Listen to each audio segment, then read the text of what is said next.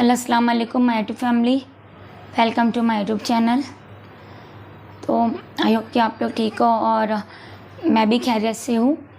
तो कल मैंने व्लॉग अपलोड किया था, तो उस बारे में बात करना था कि बहुत से ऐसे चल रहा था कि जब से मैं व्लॉग मैंने अपलोड किया, पहले जब से ट्रोलिंग चल रही थी, तो मेरा भी व्लॉग बनाना बहुत ज़रूरी था कि मैं बनाना नहीं चाहती थी, लेकिन अपने लिए स्टैंड लेना भी तो ज़रूरी होता है हमें।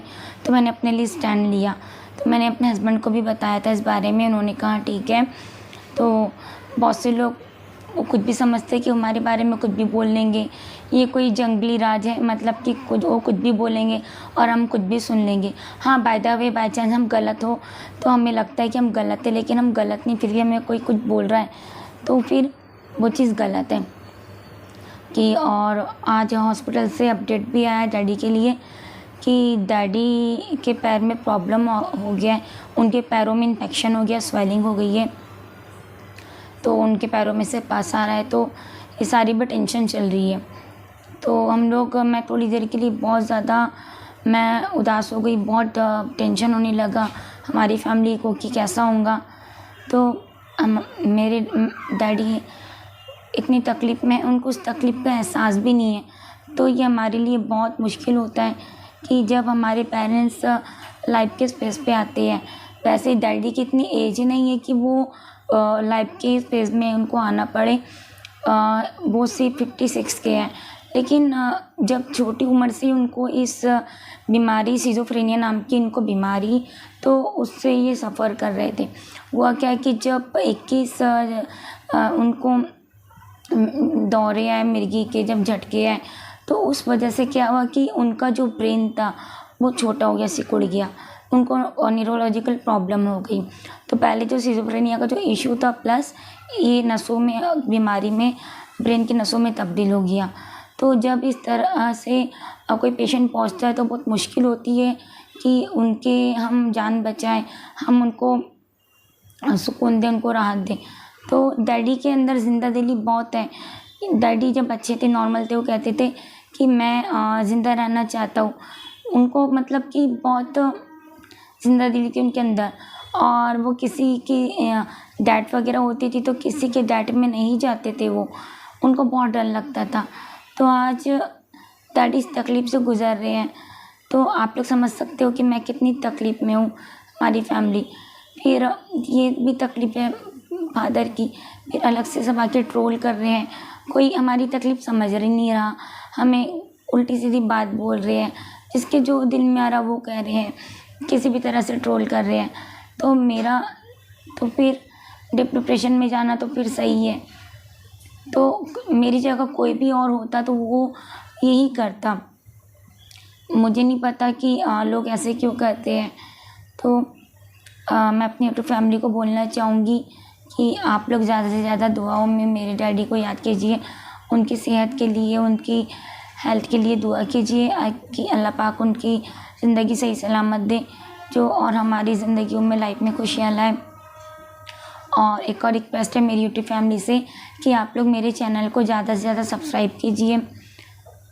तो सुबह मैंने फ़ोन किया था, तो बस मैं टेंशन में हूँ। व्लॉग बनाने का बिल्कुल भी दिल नहीं था, बिल्कुल भी दिल नहीं कर रहा है, लेकिन हमें व्लॉग बनाना ही पड़ता है कि हमारी मजबूरी। एक बार हमने व्लॉगिंग शुरू कर दिया तो किसी भी हाल में हमको व्लॉग बनाना ही पड़ता है। बाकी बहुत से लोग रूल्स जानते हैं कि अगर व्लॉग अपलोड नहीं करे तो वो रूल्स जानते हैं कि क्या होता है। तो अल्लाह करे कि बस मेरे डैडी ठीक हो के सही सलामत इस घर पे आए, क्योंकि डैडी के पैर में प्रॉब्लम क्यों आ गई, क्योंकि डैडी बिल्कुल भी नहाते नहीं थे। मतलब कि अम्मी बहुत कोशिश करते थे हम लोग, लेकिन वो बहुत मुश्किल होता था, हम नहीं कर पाते थे। तो इतने तो बड़े इंसान को इस तरीके से ज़बरदस्ती बाथिंग करवाना बहुत मुश्किल होता है। अगर छोटे बच्चे हो तो बात अलग है, लेकिन बहुत मुश्किल होता है इस तरीके से। तो अब मैं थोड़ी सी स्माइल लाने की कोशिश करती हूँ कि मैंने सोचा कि नहीं, मुझे व्लॉगिंग करते रहना चाहिए। लाइफ में अप्स एंड डाउन चलते रहेंगे। अगर मुझे सबने समझाया ही ना तो ऐसे डिप्रेशन में रहेंगी मेरी फैमिली ने, तो फिर कैसा होगा, तुझे व्लॉग कंटिन्यू करना ही पड़ेगा। तो अपने डैडी के लिए ही कम से कम सोच के कि तू उनके लिए कर रही है, कम से कम तू ये सोच। तो मैंने बस सोचा और बिस्मिल्लाह बोला। तो अब मैं पूरी तरीके से खुश नहीं रह सकती कि मैं वो अपनी झूठी हंसी नहीं दिखा सकती, लेकिन मैं खुश रहने की पूरी कोशिश करूँगी कि दुनिया जो बेस्ट चीज़ होती है दुनिया में, कि दुनिया का सबसे बेस्ट गिफ्ट होता है वो होती है दुआएं, प्रेयर्स, और साथ ही आप हंसते रहो, मुस्कुराते रहो। तो आई होप कि मैं प्रे करती हूँ सबके लिए कि सब लोग की स्माइल कायम रहे, सब लोग हंसते मुस्कुराते रहिए। और आप लोगों से रिक्वेस्ट है मेरी यूट्यूब फैमिली से कि ज़्यादा से ज़्यादा लोग मेरे चैनल को सब्सक्राइब करें। हिना का संसार नाम का यूट्यूब चैनल है मेरा, यूट्यूब पे ज़्यादा से ज़्यादा लोग सब्सक्राइब कीजिए, लाइक कीजिए और शेयर कीजिए। ये देखिए बाहर का व्यू इस तरीके से है, तो ये पूरी बदली चाय, हाँ बेटा इस तरीके से है, पूरी बदली है चारों तरफ, पूरा काला आसमान हो गया है। आप देख सकते हो इधर में पूरा अंधेरा छाया हुआ है, तो बाहर का व्यू इस तरीके से है। ठंडी लग रही शान कह रहा है कि मुझे ठंडी हवाएं चल रही है, तो हवाएं भी चल रही है साथ में, तो अच्छा लग रहा है। शायद राहत मिले मानसून जल्दी से, अल्हम्दुलिल्लाह। हाँ बेटे, तो काफ़ी अच्छा लगता है ऐसा नज़ारा हमें, आसमान बादल ऐसे काफ़ी अच्छा लगता है। ये पूरा व्यू है।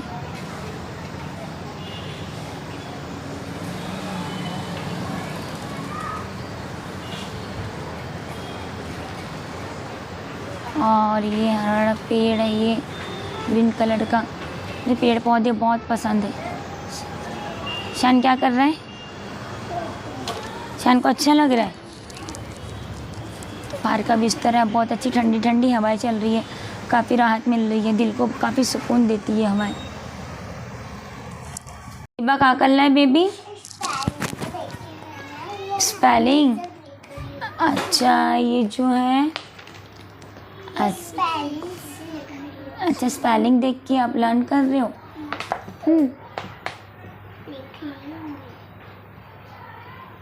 बच्चा इधर देखो, नाना के लिए आप दुआएं करते हो कि अल्लाह पाक नाना को ठीक कर दो। अब के लिए दुआएं करते हो ईबा कि अल्लाह ताला नाना को ठीक कर दो। क्या दुआ करते हो आप?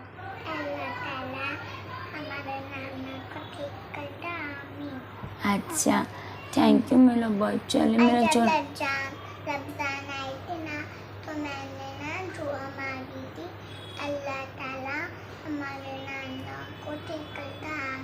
और मेरा छोटू बेबी, ले मेरा गुड़िया, मेरी प्रिंसेस, आई लव यू मेरा बच्चा। शायान इधर देखो, शायान आप नाना के लिए दुआ करते हो।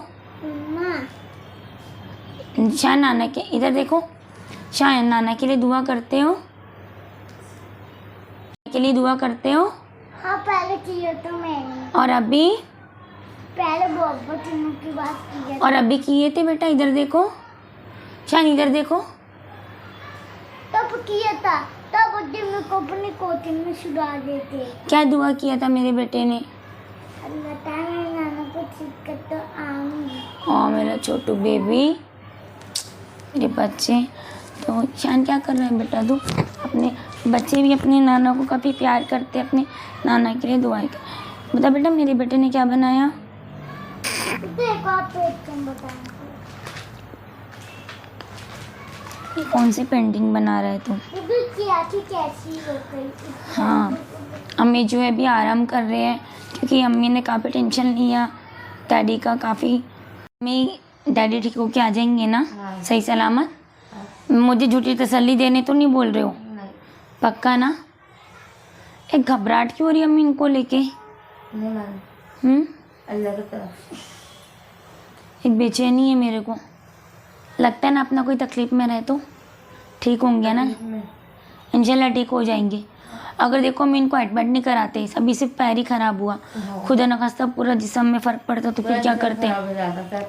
वही तो बात है। तो पैर पे आया, हाँ नहीं नहाने से नहीं नहाते थे, और छोटे बच्चों की बात अलग होती, बड़ों की बात अलग होती है। मैं काटा खिंचती, हाँ खिंचते इतना करती थी। ये बस सही बोले आपने। मैंने लावर छोड़ दी थी क्या, इतना करी मैंने। बहुत की अम्मी, तुमने बहुत की है।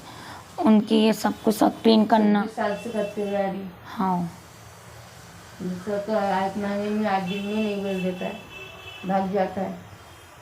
जिससे रहती तो भाग जाती, मैं रहती टिकी। हाँ। और वही पागलपन देख रही 26 साल से। एक ना हमें पता है, बीमारी सहन करने की भी ना एक वो होती कंडीशन।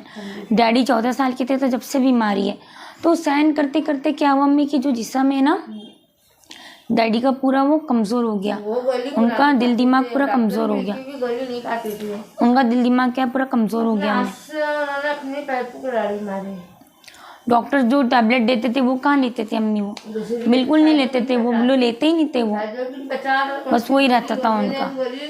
रटी हुई थी वो मैंने राइजोबिन 50। वो क्या कर सकता है, डॉक्टर ने मेरे को समझा दिया था। हाँ। डॉक्टर ने, फार्मेसी वाले ने भी इनकी जान पे बनाएंगी भाई कोई दिन। मानता मैं गई, मेरे को भी हटा दिए, तेरे को नहीं समझता, साइजोपिन दो और मैंने 50 दो। अम्मी तुमको क्या लगता है, ठीक हो के आएंगे? मेरे को कभी कभी ऐसा लगता है कि वो ठीक नहीं होंगे, नहीं चलाएंगे। कभी कभी ऐसा लगता है कि अल्लाह ताला ठीक कर देगा, दोनों फीलिंग्स आती है ना। और दोनों आती है। कंडीशन में डाली हूँ मैंने, जो कंडीशन में डाली हो, कंडीशन जो खराब थी, जो पहले डाले थे। हाँ। कंडीशन अच्छी थी। हाँ। कंडीशन मत खराब है। तो डॉक्टर ने कहा कि इतनी बड़ी बात बोलेंगी, इसको क्या मिलेगा बोलने के लिए कि इनकी जान की आपको छोड़ गया, तब हम तो विलम्ब नहीं करेंगे। ठीक है। अभी जो ब्लॉग है थोड़े से मेरे अच्छे नहीं बन रहे हैं, एक अच्छे कंटेंट नहीं बना पा रही हूँ। इसका रीज़न आप लोगों को पता ही है, आई होप समझेंगे आप लोग। तो अल्लाह करे सब ठीक हो। थोड़ा टेंशन में हो, डिप्रेशन में हो डैडी की तबीयत को लेके। तो आई होप आप लोग इस बात को समझे, दर्द को समझे। एक जो औलाद का दर्द होता है अपने बाप के लिए, इससे मतलब कोई नहीं जान सकता इस दर्द को। मेरे साथ मेरे फैमिली में मेरी बहन है, मेरी अम्मी है, मेरे हस्बैंड है और बच्चे तो बहुत छोटे नादान हैं, तो मुझे समझा नहीं सकती। बाकी मुझे कोई इतना किसी का मुझे कनेक्शन नहीं, किसी से कांटेक्ट नहीं है ज़्यादा, चाहे वो रिलेटिव्स में बोलो, फ्रेंड्स में, कि मुझे समझा सके, मुझे हिम्मत दे सके। तो ऐसा कुछ है ही नहीं, मुझे सिंपैथी दे सके, ऐसा कोई है नहीं। तो बुशान थोड़ा अप्स एंड डाउन थोड़ा नेचर रहा है। कभी हंसी आ रही है, कभी टेंशन हो रहा है, कभी रोना आ रहा है, बस ये मूड स्विंग चल रहा है हमारा। कभी खाने में दिल लग रहा है, कभी नहीं लग रहा है। जब आपके अपने जब तकलीफ़ में हो, जब वो हॉस्पिटलाइज हो, तो आप क्या करोगे, आप तकलीफ़ में रहोगे ही ना। तो वैसा मेरा ये कि मैं भी तकलीफ़ में हूँ। मुझे ना मेरी फैमिली एक डर सा लगे रहता है, कहीं जान को कुछ हो ना जाए मेरे डैडी की, बस मैं डरती हूँ। उसमें कुछ मैं यूट्यूब पे इस तरह से आ रही हूँ सैड फेस लेके, ये कोई सिंपैथी पाने के लिए, ये कुछ दिखावा नहीं है। एक औलाद का दर्द है अपने बाप के लिए, अपने फादर के लिए, वो ये है। तो मेरा यूट्यूब चैनल खोलने का एक मकसद ये भी था, मेरा एक एम भी था कि मैं अपने माँ बाप को एक अच्छा दूँ, उनको एक अच्छी लाइफ दूँ, एक अच्छा उनको बेस्ट लाइफ दूँ, क्योंकि उन्होंने अपने लाइफ में बहुत कुछ सहा है। मेरे पेरेंट्स ने काफ़ी कुछ सहा है, फाइनेंशियल इशू सब कुछ, तो बहुत सहा है उन्होंने। तो मेरे पास वक्त है, टाइम है अब कि मैं इनके लिए कुछ करूं। तो मेरा एम ये है कि मैं अपने पेरेंट्स के लिए कुछ करूं, अपने दोनों बच्चों के लिए, अपने हस्बैंड के लिए, अपने मेरे जो भी क्लोज रिलेटिव्स हैं उनके लिए, मेरी सिस्टर, मेरे सभी लोग और भी जो मुझसे जुड़े हुए हैं, तो मैं उनके लिए और लाइफ में ज़िंदगी में जितने भी लोग हैं, इंसान हैं, चाहे वो कोई भी रिलीजन के हो, मैं कुछ अच्छा कर सकूँ सबके लिए, मैं एक हेल्प कर सकूँ। एक शायद मेरी छोटी सी हेल्प जब किसी मुझे बदले में उनसे चाहिए दुआ, तो मैं मकसद है कि मैं एक अच्छी चीज़ फैला सकूँ दुनिया में, एक किरदार निभा सकूँ, बस मेरा ये मकसद है। और बाकी मैं ऐसे सेल्फिश कभी नहीं हूँ कि बस मैं अपने बारे में, अपनी फैमिली के बारे में सोचूं। मैं किसी के भी बारे में कुछ बुरा सोच, मुझे इतनी तकलीफ़ होती है। तो ज़्यादा मैं इसलिए चाहती हूँ कि ज़्यादा से ज़्यादा लोग मेरे चैनल को सब्सक्राइब करें, लाइक करें, शेयर करें, क्योंकि हमारे इंडिया में बहुत गरीबी है। हमारे आसपास आपको हाई क्लास लोग बहुत कम मिलेंगे, आपको ज़्यादातर गरीब तबका, मिडिल क्लास ही मिलेंगे। तो कुछ हो सके तो मैं एक बस एंजल की तरह बनना चाहती हूँ, जो मैं हर किसी की मदद कर सकूँ, चाहे वो छोटी हो या बड़ी, जो भी मुझसे हो सके अल्लाह पाक मुझे इस काबिल बना दे। आई होप कि आपको मेरा ब्लॉग पसंद आया हो, और ज़्यादा से ज़्यादा शेयर कीजिए, सब्सक्राइब कीजिए मेरे चैनल को। हिना के संसार यूट्यूब पे आप जाइए, वहाँ पे आप सर्च कीजिए हिना का संसार, और आपको सब्सक्राइब का बटन मिलेगा, बेल आइकन को आप प्रेस कीजिए, दबाएं, और आपको सारी नोटिफिकेशन मिल जाएगी। आई होप कि आपका दिन अच्छा जाए। आप लोग मेरे लिए, मेरे डैडी के लिए दुआएं कीजिए, और सबके लिए बहुत सारी प्रे कि सब अच्छे से हो, सबकी सेहत अच्छी हो, सब स्माइल करते रहें। बस ये उम्मीद के साथ कि मैं कल के दिन आऊँगी कि स्माइल करते हुए। तो यहीं पर ही ब्लॉग एंड करती हूँ। बाय एवरीवन, अल्लाह हाफिज़, थैंक यू सो मच।